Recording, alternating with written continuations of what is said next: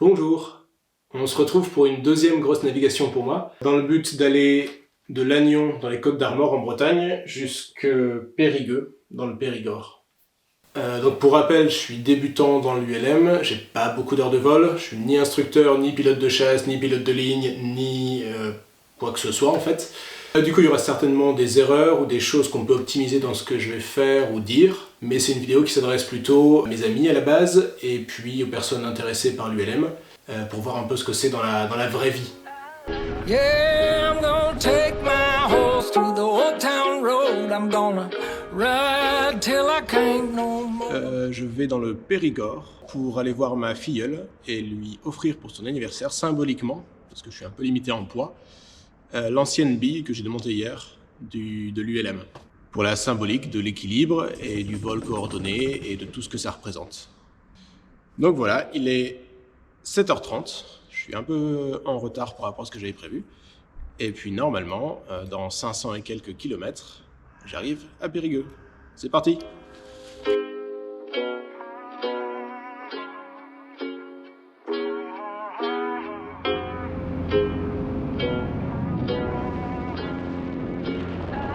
Yeah, I'm gonna take my horse to the old town road. I'm gonna ride till I can't no more. I'm gonna take my horse to the old town road. I'm gonna ride till I can't no more. Une petite rivière ici, oui. C'est le canal de l'Oust que je vais devoir suivre. Voilà, laissant sur ma droite. Hein?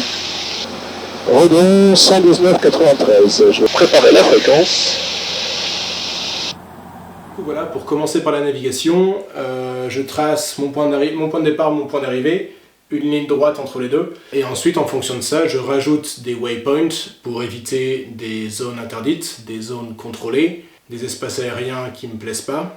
Une fois que ça c'est fait, j'ai déjà une très bonne idée de la distance et de la route, à quoi ça va ressembler, et je reprends tout depuis le début en affinant et en rajoutant des waypoints pour suivre des obstacles du terrain, et des voies ferrées, reprendre des points de passage vraiment faciles à voir pour me faciliter plus tard la navigation à vue.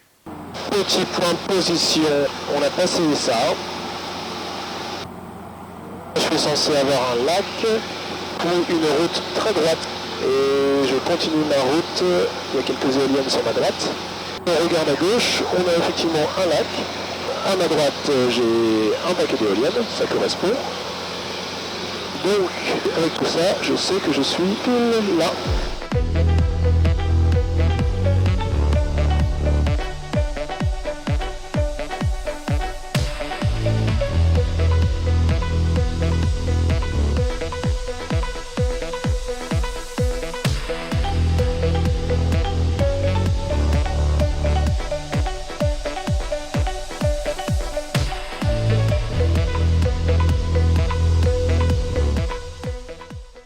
Mesdames et messieurs, bonjour, c'est votre commandant de bord qui vous parle. Sur votre droite, vous pourrez apercevoir la ville de Ancelis.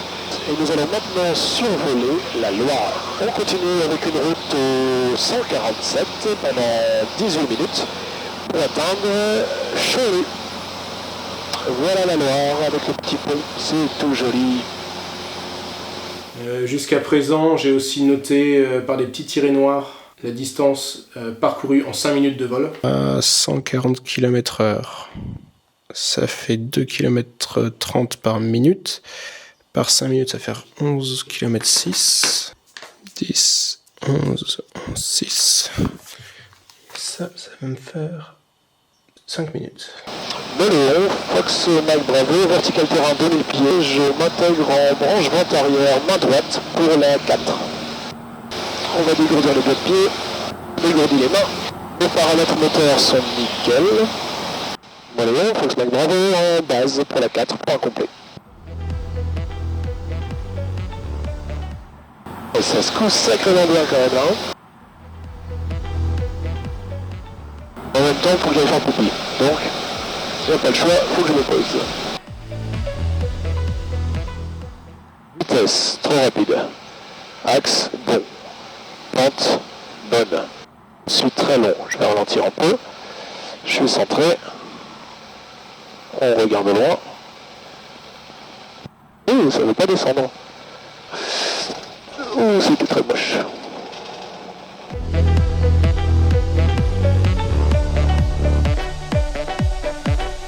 En souci, j'ai eu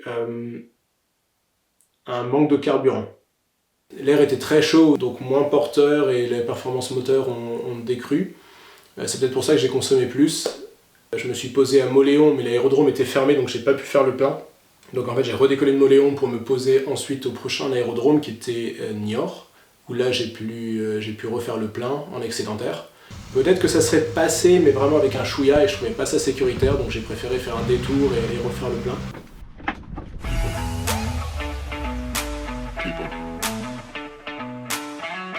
Niort, Fox-Mike Bravo, aligné prêt en Alpha Unité, je roule et remonte la 7. Fox-Mike Bravo, rappelez prêt au départ, piste 04. Je rappelle prêt au départ, Fox-Mike Bravo.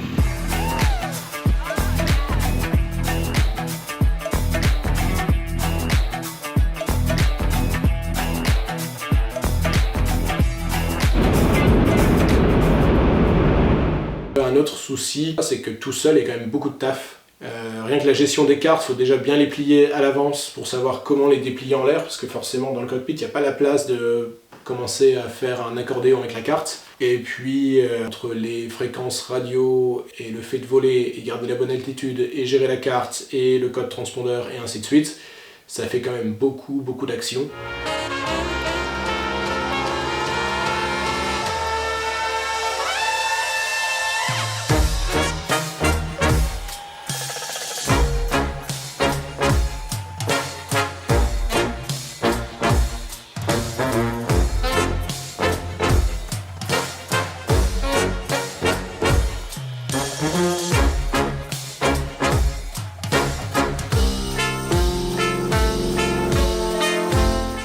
Je ne fais pas de distinction entre route vraie, route magnétique, cap vrai, cap magnétique, car j'ai pas de GPS ni de pilote automatique, du coup ça sert pas à grand chose, et si je veux faire vraiment une navigation à l'estime en prenant un cap, il me faut suivre uniquement ce petit compas de bord dont la fiabilité est plus ou moins douteuse.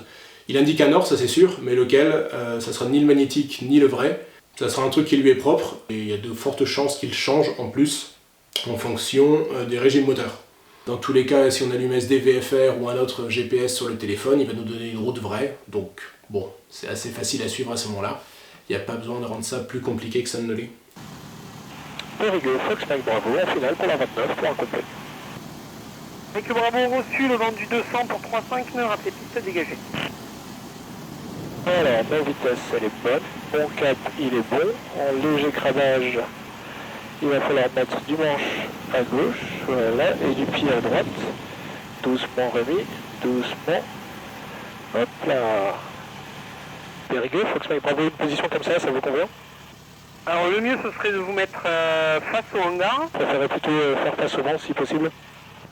Ok, alors dans ces cas-là, on va changer de parking. Allez-y, roulez, je vais vous guider.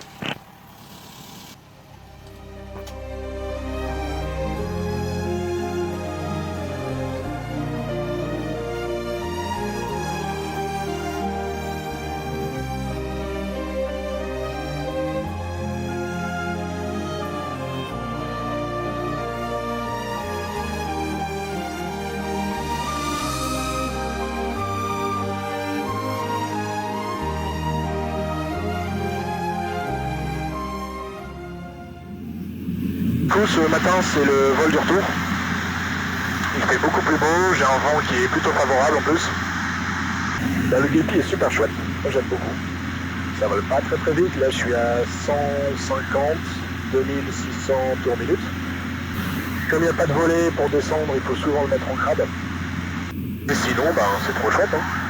On va mettre environ 4h30, compris 4h40 de temps moteur hier. Pour l'équivalent de 60-70 litres d'essence. J'ai pas fait le calcul exact encore. Donc au final, par rapport à la voiture, j'aurais mis plus d'essence, j'aurais eu des péages et ça aurait mis le double de temps surtout. Donc c'est une très bonne expérience, c'est vraiment cool. Je suis content d'avoir vu ma filleule. Elle était assez surprise et toutes les yeux écarquillés en voyant le petit avion, c'était vraiment sympa. Allez, j'y retourne, on approche de Niort déjà. Ciao. Là, je suis un chouïa stressé, ou en tout cas concentré, parce que le vent est complètement de travers. Et du coup, c'est le dernier atterrissage de journée, là ça fait 4 heures et quelques que je vole, et je dois reconnaître que là, je vais peut-être devoir serrer les fesses un peu. Donc le vent viendra de la gauche, ce qui fait que pour la finale, je vais devoir mettre du manche à gauche et du pied à droite pour garder l'axe. Dit comme ça, c'est facile. Super beau, il y a l'aiguille juste à côté. Ok, j'ai la piste à ma droite. Visuel sur la manche à air, elle est stable, mais effectivement à 90 degrés. Ok. Les moteurs, ils sont cohérents. Ouais, ça se coud quand même pas mal. Le truc, c'est que ça a commencé à chauffer bien. Il est maintenant 13h15. Et en plus du vent de travers, ça secoue pas mal. Et je pivote. On incline bien. On met les pieds pour accompagner. Hop là, virage de l'autre côté. Sans prendre de vitesse. Lannion, Fox Mike Bravo, en finale pour la 11. Mike Bravo, la 11 est libre, le dernier vent 0,10 degrés pour 10 nœuds. Et rappelez piste dégagée, ça. 10 nœuds, la vache. Alors, on va tout de suite se mettre en crabe. Je crois que j'ai jamais fait autant par vent de travers. Mais bon, il y a un début à tout. Pas trop, Rémi, pas trop. Voilà, alors ma vitesse elle est bonne. Mon axe il est bon. Je me ramène un peu à gauche, j'ai le manche à gauche, le pied à droite. Je vais toucher la roue gauche en premier. Je commence à ralentir, je le maintiens sur l'axe, la roue gauche en premier, la roue gauche en premier. La roue gauche n'était pas en premier, mais du coup ensuite j'ai enfoncé le nez. J'aurais dû faire roue gauche, puis roue droite, puis roulette de nez. Mon instructeur m'a dit qu'en ELM, pour le poser, il fallait se battre jusqu'à la fin. Et ben là, aujourd'hui, c'était ce que j'avais en tête.